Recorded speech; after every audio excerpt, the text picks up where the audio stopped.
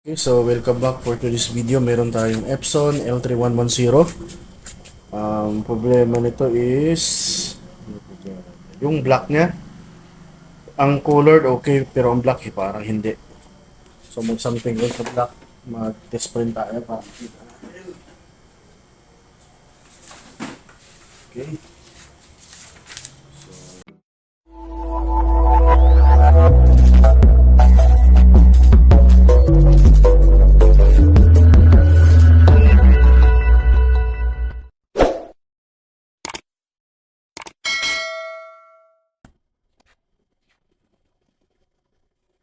Hindi natin alam yung history kasi puno yung tank.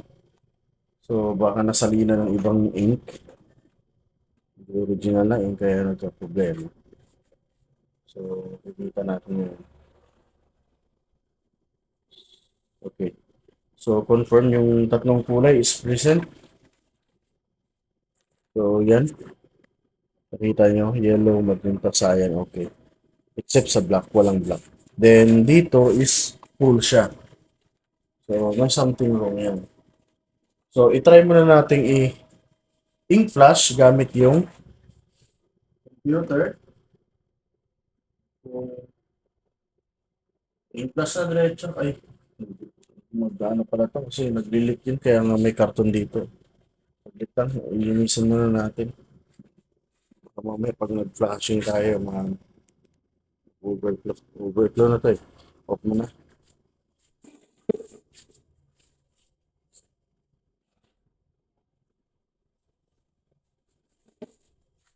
So, wala tayong gloves. So, ayan. Maraming laman, no? Yak na, ano? So, linis muna tayo. Okay, so tapos na tayo. So, tamang squeeze lang. Hindi natin binasa ng tubig to kasi madideform yung foam niya. So, yung pad. So, squeeze lang. Saktong squeeze lang. Then, ibalik natin. Punas muna tayo.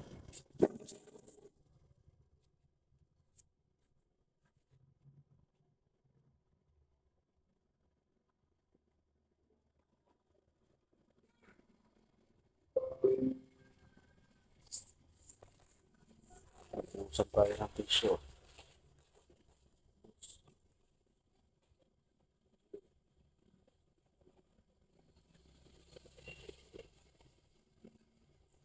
Okay, ibalik natin to.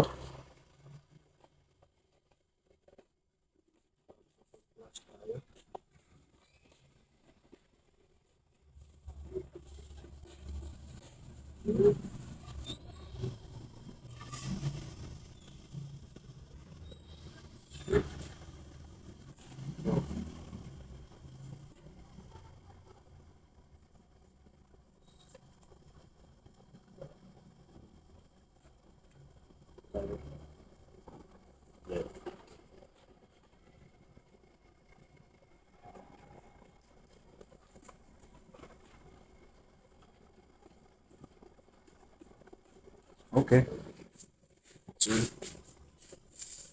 So, power on.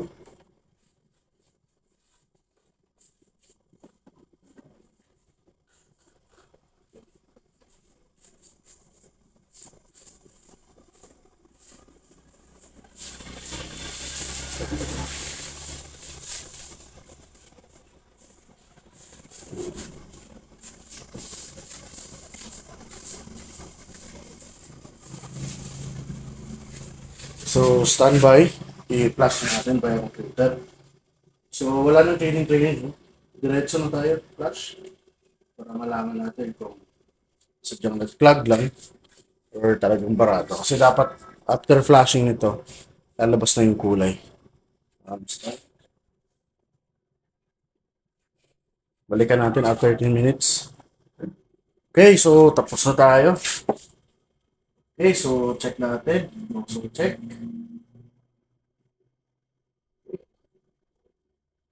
Natin kung flash to. So, kung nag-print ka ng maayos, check natin.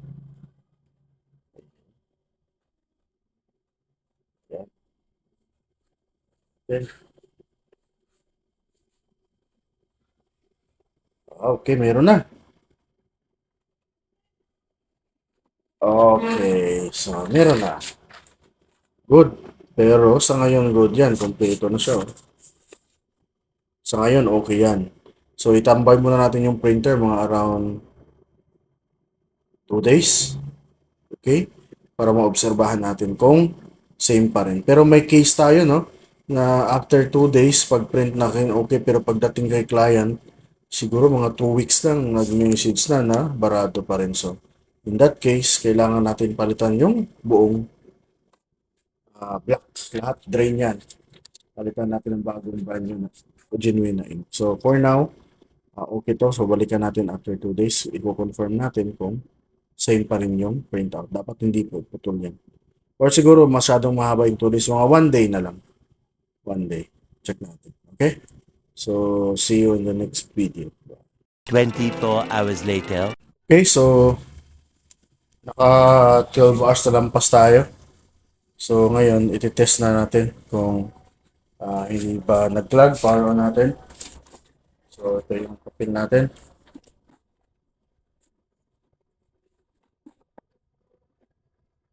So, mag-test pa rin tayo.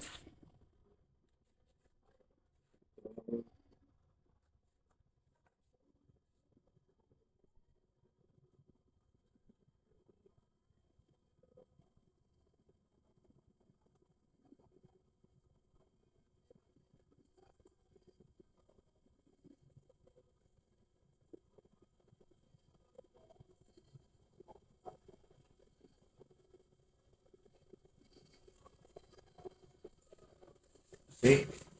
So, ito na yung printout. Yan.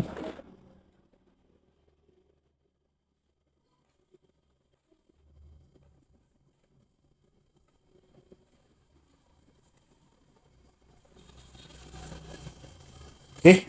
So, buo. Pwede na to. Goods na to. Okay.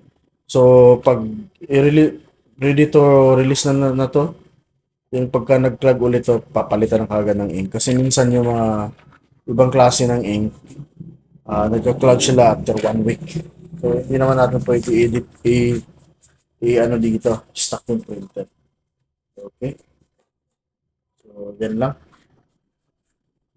See you in the next video.